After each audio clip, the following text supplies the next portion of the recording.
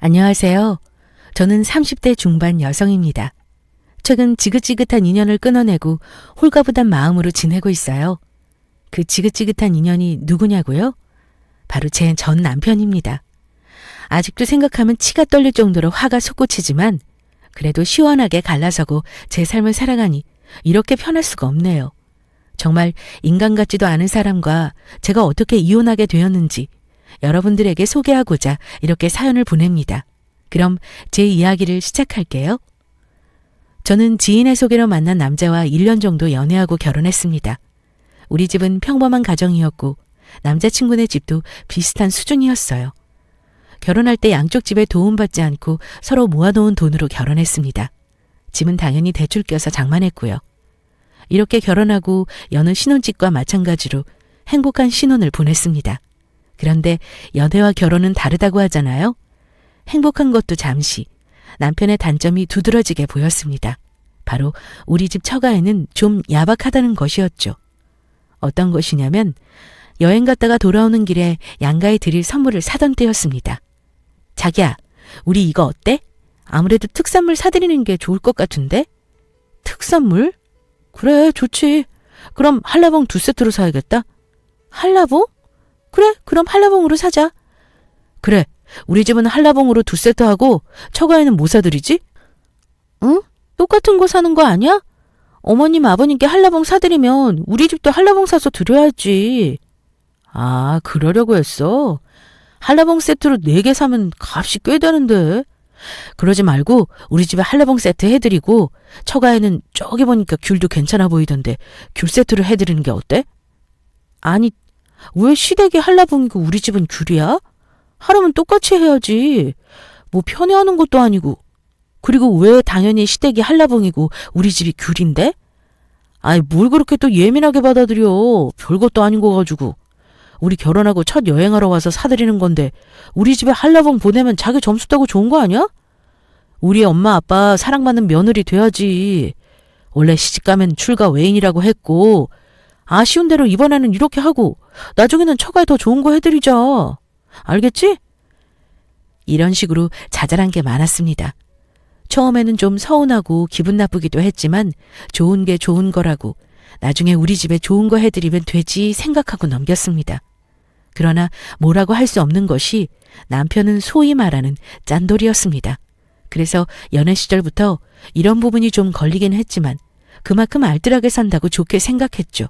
그런데 우리 처가에 알게 모르게 짠돌이 짓 하는 비슷한 일들이 쌓여갔고 그럴 때마다 제 서운함은 조금씩 쌓여갔습니다. 그래서 이런 문제를 남편과 의논하고자 이야기하면 좋을 것 같아 대화 좀 하자고 했어요. 그러면서 겸사겸사 양쪽 집안에 용돈 드리는 것도 이야기 나눠보려 했습니다.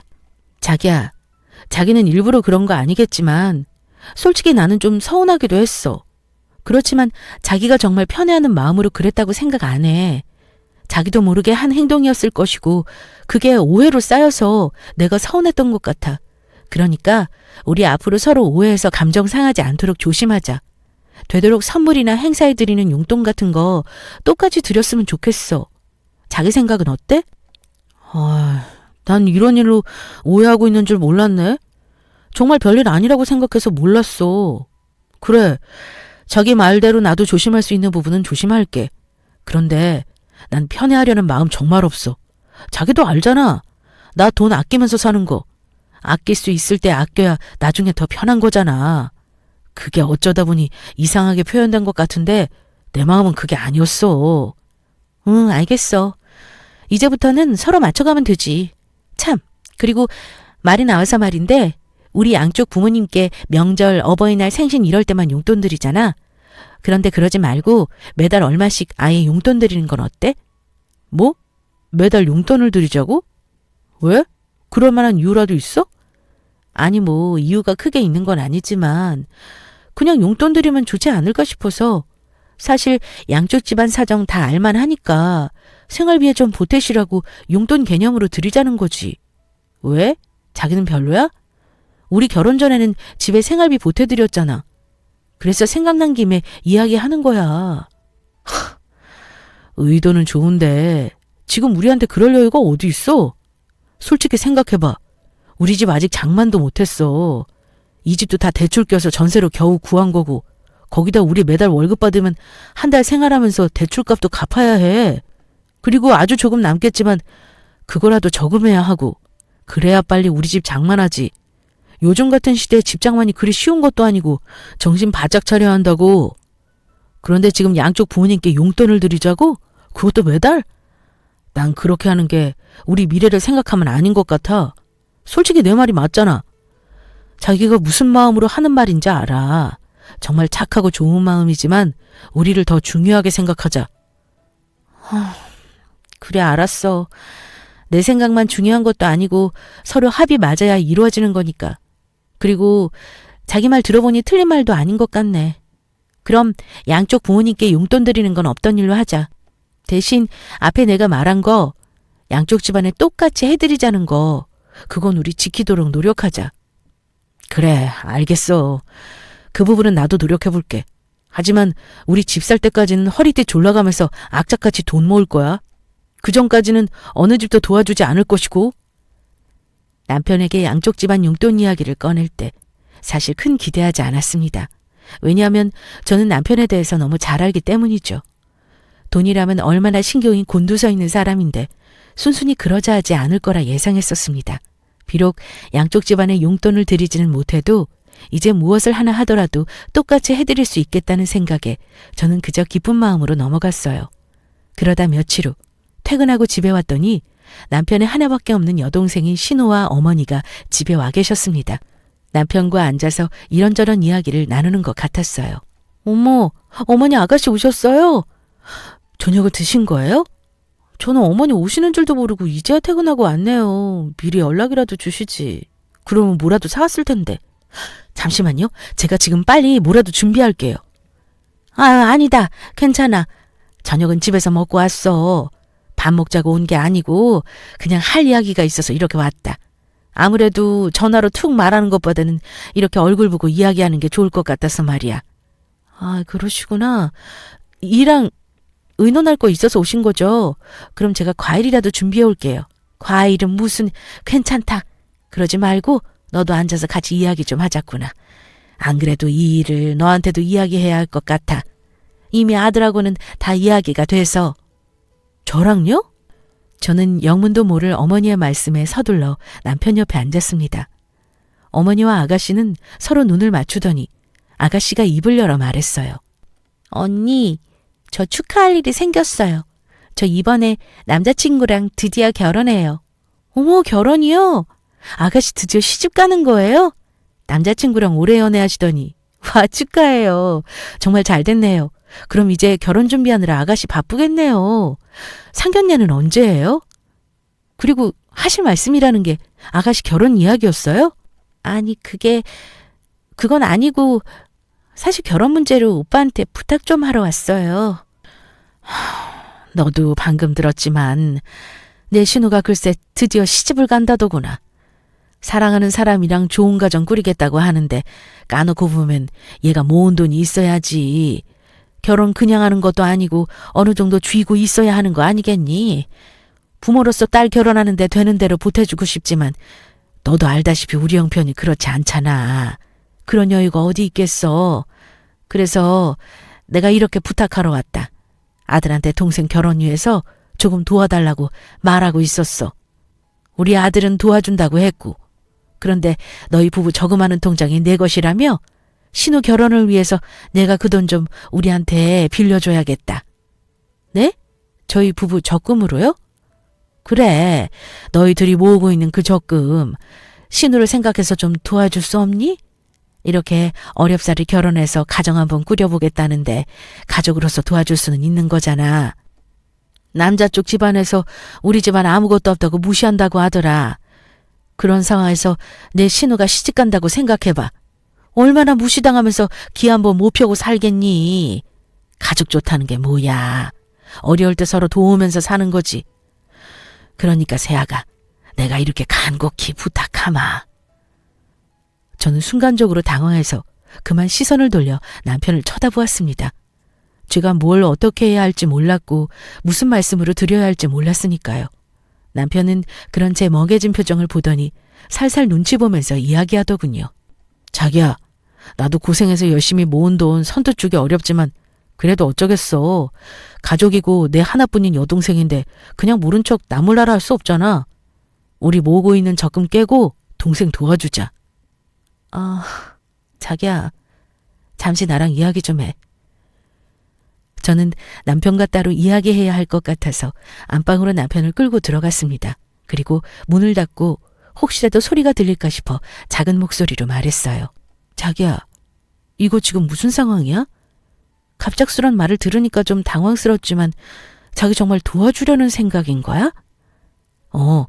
하나뿐인 동생이고 엄마한테 들어보니까 안 됐잖아. 결혼하기 전부터 무시당하고 결혼시켜야겠어? 이건 아니지. 돈 없다고 사람 무시당하면 안 되는 거잖아? 우리가 뭐 대단한 돈 모은 것도 아니지만 그래도 오빠로서 할 수 있는 일이라면 해주고 싶어. 아니, 나 정말 당황스럽다. 자기야, 얼마 전까지 나랑 했던 이야기 기억 안 나? 그때 자기가 뭐라 그랬어? 우리 집 살 때까지 허리띠 졸라매고 살아야 한다며. 그리고 집장만 하기 전에는 절대 그 어느 집도 도와주지 않는다고 자기 입으로 말했어. 그런데 이렇게 이야기하면 내 처지에서는 당황스럽지 않겠어? 거기다 이건 한 사람의 돈이 아닌 우리 서로 같이 모은 돈인데. 그래서 이렇게 자기한테 이유 설명하는 거잖아. 그리고 내가 자기한테 그런 말한 건 맞지만 솔직히 이건 예외 아닌가? 어쩔 수 없는 특별한 상황인 거잖아. 처지 바꿔서 자기 동생이 결혼한데 이런 상황이야. 그럼 자기는 어떨 것 같아? 그냥 모른 척 할 수 있겠어? 가족과 관련된 일에 누가 쉽게 외면할 수 있을까? 난 그 누구도 그러지 못한다고 생각해. 솔직한 마음으로는 고생해서 번 돈 열심히 모은 건데 이렇게 다 쏟아내어 주기 싫었습니다.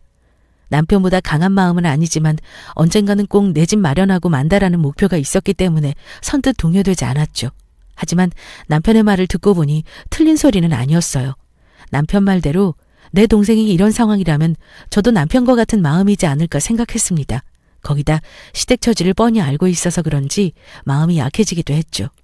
그래서 어쩔 수 없이 남편의 말을 동의해줬고 우리 부부는 그동안 모은 적금을 깨서 아가씨 결혼자금으로 주었습니다. 그 덕에 아가씨는 아무 탈 없이 결혼했어요. 남편은 그 모습을 보면서 흐뭇해했습니다. 그리고 제게 고맙다고 이야기했어요. 자기야, 난 정말 자기랑 결혼 잘한 것 같아. 우리 모은 돈 동생에게 주는 거 허락해줘서 정말 고마워. 이렇게 동생 결혼하는 거 보니까 여러 감정과 생각이 드네. 그리고 우리는 지금부터 다시 적금 들고 시작해야 하지만 내가 더 열심히 악착같이 노력해서 돈 모을게. 조금 늦은 만큼 더 부지런히 모아서 꼭 좋은 집으로 이사가자. 우리 집장만을 생각하면서 앞으로 우리 열심히 하자고. 남편의 말대로 우린 그동안 모은 돈을 다 줘버리고 다시 시작해야 했지만 그래도 마음은 편했습니다. 나름 얻은 교훈도 있었고요. 우리 부부는 다시 의기투합해서 열심히 돈을 모으자고 결심했고 열심히 돈을 모아나갔습니다. 그렇게 1년이란 시간이 흘렀어요. 하루는 일하고 있는데 엄마에게서 전화가 걸려왔습니다. 저는 반가운 마음에 전화를 받았어요. 그런데 엄마의 목소리가 조금 이상했습니다. 엄마, 목소리 왜 그래? 무슨 일 있어? 아니면 어디 아파? 엄마가 좀 아파. 미안하지만 지금 병원으로 좀 와줄 수 있니? 엄마가 너한테 부탁할 게 있어. 그래, 알았어. 내가 지금 집으로 갈게. 어디가 아픈 거야? 갈 때 약이라도 좀 사갈게. 아니야, 그럴 필요 없어. 그리고 지금 집 아니고 병원이야. 뭐? 병원? 아니, 얼마나 아프길래 병원까지 간 거야? 우선 알겠어. 문자로 병원 주소 남겨줘. 얼른 갈 테니까.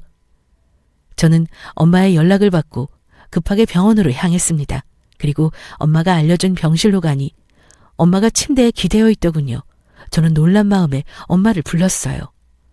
엄마, 이게 어떻게 된 거야? 언제 입원했어? 나한테 바로 전화하지 왜 입원하고 한참 지나서 연락했어? 혼자 불편했을 텐데.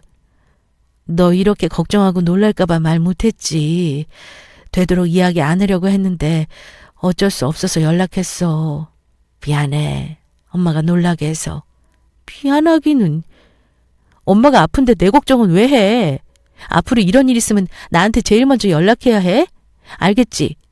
또 이렇게 늦게 연락하면 안 돼, 정말. 그리고 엄마 요즘 약 잘 안 챙겨 먹었어? 멀쩡하던 사람이 갑자기 왜 입원한 거야? 의사가 뭐래? 괜찮대? 지금은 괜찮대. 이것저것 검사하더니 여러 가지 약 돌려서 써본다고 했어. 몇 개 테스트하면서 써보더니 괜찮아졌고. 약도 꾸준히 잘 챙겨 먹었는데 너도 알다시피 그 약이 해결책도 아니잖니. 갑자기 쇼크 와서 쓰러지는 바람에 병원으로 실려오게 됐어. 그리고 그동안 면역제 쓰면서 치료했고. 그렇구나. 그래도 이제 좀 괜찮아졌다니 다행이네. 그럼 이제 퇴원해도 되는 거야? 의사 말로는 약 더 처방받아서 잘 챙겨 먹으면 될 것 같다네. 이제 퇴원해도 된다고 하는데 엄마가 돈이 있어야지. 정말 우리 딸한테는 이런 모습 보이고 싶지 않았는데 여러 검사비랑 약값, 입원비 합치니까 병원비가 많이 나왔더라고. 퇴원하려면 수납해야 되는데 돈이 좀 부족해서 어쩔 수 없이 너한테 연락한 거야. 엄마가 정말 미안해. 도움은 못 되고 이렇게 짐만 돼서. 그런 말이 어딨어. 내가 무슨 남도 아니고. 엄마 힘들 때 당연히 나한테 연락해야지. 가족이라고는 나밖에 더 있어? 엄마 혼자 지내는 것도 계속 마음 불편하고 신경 쓰였는데. 우선 엄마 알겠고 내가 병원비 수납할 테니까 걱정하지 마. 예전부터 우리 엄마는 종종 병원에 입원하셨습니다. 그 이유는 엄마에게 희귀병이 있기 때문이죠. 병명이 정확하지 않은 희귀 피부병이었어요. 피부에 뭐가 난 것처럼 나타나는 게 아니라 피부 신경이 잘못되어 통증을 느끼는 것이었죠. 엄마가 가지고 있는 희귀병 때문에 보험회사에 거절도 많이 당했습니다. 그러다 아시는 분을 통해 엄마의 사정을 알고 도와주셨지만 희귀병에 관련된 실비는 보장받지 못하는 조건으로 보험에 가입하게 되었죠. 그래도 없는 것보단 있는 게 나았고 혹시나 나중에 다른 증세를 보이거나 다른 곳이 아플 때 보험덕을 볼 수 있으니까 이런 보험이라도 감지덕지했습니다. 그 덕에 엄마가 이렇게 병원 신세를 지실 때면 병원비가 많이 나오곤 했습니다. 이번에도 역시 그랬기 때문에 엄마가 제게 전화하신 거였고요. 저는 1층 수납창고로 내려가서 엄마의 병원비를 확인했습니다. 병원비는 대략 500만 원 정도 되더군요. 저는 이 돈을 어떻게 감당할까 생각하던 중 남편과 저금하던 돈이 생각났어요. 그래서 당장 500만 원을 찾아 병원비를 수납했습니다. 그리고 엄마를 친정에 데려다 드리고 저는 집으로 돌아왔어요. 그리고 남편에게 이 사실을 이야기했죠. 자기야, 나 오늘 정말 너무 놀라고 속상했어. 오늘? 왜 그래? 무슨 일인데? 아니, 오늘 일하고 있는데 엄마한테 전화가 왔어. 엄마가 병원에 입원하셨다고 하잖아. 자기도 알지. 우리 엄마 희귀병 있으신 거. 그것 때문에 그동안 입원하셨는데 그동안 나 걱정할까 봐 말씀 못 하신 거 있지. 병원 가서 엄마 보는데 얼마나 속상하던지. 그래? 희소병이라 병원비 어마어마하잖아. 병원비는 어떻게 했어? 장모님 돈도 없으실 텐데. 안 그래도 엄마가 그것 때문에 전화하신 거더라고. 되도록 나 모르게 하고 싶으셨는데 검사 비용하고 치료 비용에 돈이 많이 들어갔으니까 병원비 부족해서 전화해 주셨어. 보니까 대략 500만 원 돈이길래 내가 내드렸어. 뭐? 당신이 그 큰 돈을 내드렸다고? 아니, 당신한테 무슨 돈이 있어서? 내가 돈이 있긴 뭐가 있어. 우리 저금하면서 모으는 돈에서 500만 원 뺐지. 그 돈으로 우선 엄마 도와드리고 오는 길이야. 뭐? 그게 무슨 소리야? 지금 우리가 모으는 돈으로 장모님 병원비를 냈단 말이야? 당신 미쳤어? 어떻게 나한테 한마디 상의도 없이 마음대로 그럴 수 있어? 자기야, 뭘 이렇게 화를 내고 그래. 내가 뭐 큰 잘못한 것도 아니고. 자기한테 미리 말 못한 건 미안하지만 난 충분히 이해해줄 줄 알았어. 어쩔 수 없는 상황이잖아. 돈이 부족한 엄마가 나한테 도움을 청하셨는데 모른 척하는 것도 아니고 난 자기가 이해해줄 줄 알았는데 이렇게 반응하니까 조금 당황스럽다. 당황? 지금 당황스러운 사람이 누군데 당신이 더 난리야? 안 되겠어. 나 장모님 뵙고 올 테니까 그런 줄 알아. 뭐? 지금 우리 집에 가겠다고? 가서 뭐 하게? 설마 자기 우리 엄마한테 돈 내오느라고 할 참이야? 그런 건 아니지. 장모님이 돈 없어서 당신한테 부탁하셨는데 받기는 뭘 받아. 지금 당장 다 내놓으라는 거 아니니까 걱정하지 마. 아무튼 난 장모님 보러 갈 거니까 당신 같이 갈 거 아니면 비켜. 저는 남편의 태도가 정말 당황스러웠습니다. 이게 저렇게 화를 낼 정도인가 싶었어요. 무슨 큰일 난 사람처럼 씩씩거리면서 눈에 힘을 잔뜩 주더군요. 그리고 저를 지나쳐 무언가를 챙기더니 집 밖으로 나갔어요. 저는 황당해서 잠시 멍하니 있다가 이내 정신을 차리고 남편을 따라서 친정으로 갔습니다. 그리고 남편에게 퇴원했어도 엄마 몸 상태가 안정된 것은 아니니 제발 집에 가자며 설득했어요. 막 퇴원한 엄마에게 도대체 뭐 하는 거냐만 난리쳤습니다. 그런데 남편은 차분한 목소리로 그러더군요. 자기가 생각하는 일 없을 테니까 걱정하지 마. 제대로 확실히 처리하고 싶어서 찾아뵙는 거야. 퇴원하셨다고 하니 겸사겸사 인사도 드리고. 남편은 최대한 차분하고 좋게 이야기했지만 저는 그런 남편이 불안하고 걱정됐어요. 그래서 남편에게 우선 오늘은 늦었고 엄마 몸도 편치 않으시니 나중에 같이 찾아뵙자고 설득했습니다. 그러자 남편도 잠시 생각하더니 그게 좋을 것 같다며 알겠다고 하더군요. 그렇게 어느 정도 일이 마무리되나 싶었습니다. 그리고 다음 날 퇴근하고 집에 돌아왔을 때 남편이 저를 보자마자 종이 한 장을 내밀었어요. 이게 뭐야? 뭐긴. 자기가 잘 살펴보면 되잖아. 저는 남편의 말을 듣고 종이에 적힌 글들을 읽어 내려갔습니다. 차용증? 이게 뭐야? 이 차용증 뭔데? 당신 설마... 맞아. 오늘 일찍 퇴근하고 장모님 찾아뵀어. 겸사겸사 아프신 건 어떤지 여쭤보기도 했고, 그리고 당신이 어제 이야기해 준 거 말씀드리면서 차용증 받아왔지? 아무리 가족이라지만 이렇게 확실하게 해두는 게 좋아. 그래야 나중에 뒷말 나왔을 때 해결하기 쉽고. 참, 내가 차용증하고 혹시 몰라서 대화 내용도 다 녹음해뒀어. 빼도 박도 못하게. 남편은 바지 주머니에 있던 핸드폰을 꺼내 제게 녹음 내용을 들려줬습니다. 핸드폰에서는 엄마와 남편의 목소리가 흘러나왔어요. 둘의 대화 내용은 이러했습니다. 박서방, 우리 딸한테 이야기 듣고 나 걱정되어 온 거야?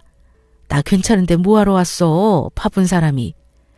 나 이렇게 아픈 게 한두 번도 아닌데 걱정하지 않아도 돼. 그래도 이렇게 와줘서 고마워, 박서방. 우리 딸하고 박서방이 어찌나 보고 싶던지. 네, 장모님 몸 괜찮으시죠? 이 사람한테 이야기는 대충 들었습니다. 제가 이렇게 장모님을 찾아온 이유는 몸 괜찮으신지 안부도 묻고 확실하게 해야 할 부분도 있어서 겸사겸사 찾아왔습니다. 우리 박서방이 걱정해줘서 그런지 난 괜찮아.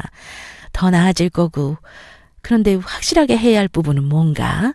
나한테 뭐 할 말이라도 있는 거야? 아내한테 듣기로 장모님 병원비 500만 원 돈 나왔다고 들었습니다. 그걸 아내가 다 처리했고요. 어휴, 그래.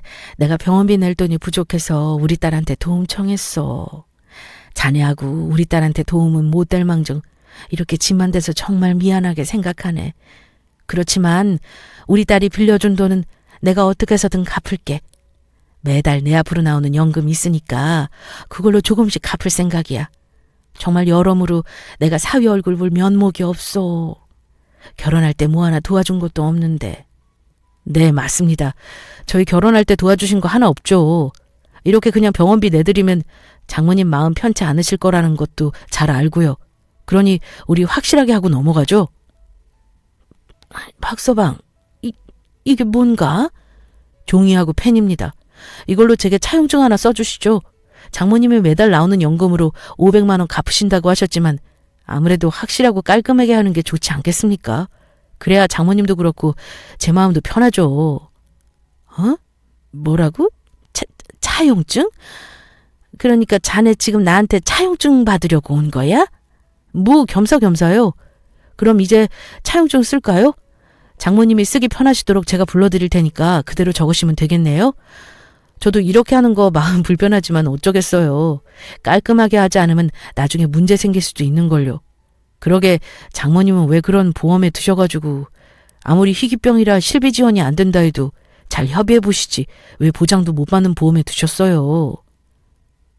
저는 남편이 들려준 녹음 내용을 듣고 경악을 금치 못했습니다. 이게 무슨 개소리인가 싶었어요. 차용증. 상식적으로 아픈 장모에게 한다는 소리가 저게 맞는 건가요? 저게 내 남편이 맞나 싶었습니다. 아픈 엄마한테 이렇게 행동하는 남편이 너무하다 싶었고 참 실망했어요. 그래서 저는 순간적으로 올라오는 화를 참지 못하고 소리쳤습니다. 야, 이 미친놈아! 지금 그게 무슨 말이야? 어디 미쳤어? 제정신이야? 감히 이런 걸 우리 엄마한테 쓰려고 하는 게 말이 돼? 자기 지금 나한테 미친놈이라 그랬어? 아니, 말이 너무 심하네. 내가 뭘 그렇게 잘못했다고 그래? 솔직히 가족끼리 확실하게 하는 게 나쁜 건 아니잖아. 내 딴에는 장모님 마음 편하게 해드리고 싶은 부분도 있었고, 이렇게 해야 장모님도 미안해하지 않으실 거 아니야. 그걸 지금 변명이라고 하냐? 너 정말 미쳐도 제대로 미쳤구나. 어떻게 하면 그딴 생각을 할 수 있는 거니? 이거 완전 사이코패스 아니야. 넌 진짜 피도 눈물도 없는 못된 놈이다. 어떻게 아픈 장모한테 이런 식으로 잔인하게 구니? 뭐, 사이코패스? 진짜 말이 심하네. 됐어. 난 깔끔하게 정리하려고 한 건데 그게 그렇게 잘못한 거냐? 빌어먹을 진짜. 그래, 됐어. 네 마음대로 생각해라. 지금 화낼 사람이 누군데 왜 지가 화를 내며 나가는 건지 이해되지 않았습니다. 저는 남편이 나간 현관을 노려보며 생각했어요. 내가 저런 걸 남편이라고 생각하고 여태 살았다니. 장모한테 주는 500만 원이 그렇게 아까워서 저런다고 생각하니까 오만정이 다 떨어지면서 남편에게 치가 떨리더군요. 지는 동생 결혼 비용 3천만 원 그냥 줬으면서 말입니다.